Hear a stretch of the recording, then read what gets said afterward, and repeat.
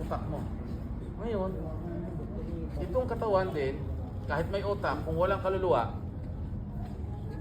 wala ring silbi. Hindi gagalaw ito. Diba? Isang utak natin at ang katawan natin mamamatay.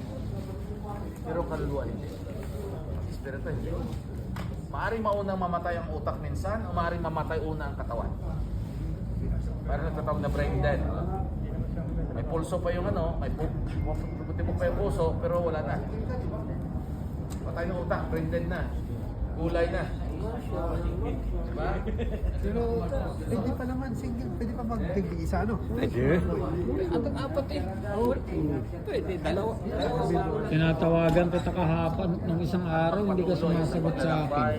Papunta sa kabilang buhay, tinatawag natin sa either paraiso or Ibrahim, tinatawagan kita ng isang araw, hindi ka sumasagot. Wala akong kakwenta-kwentang kaibigan. ngayon, Sasalita ng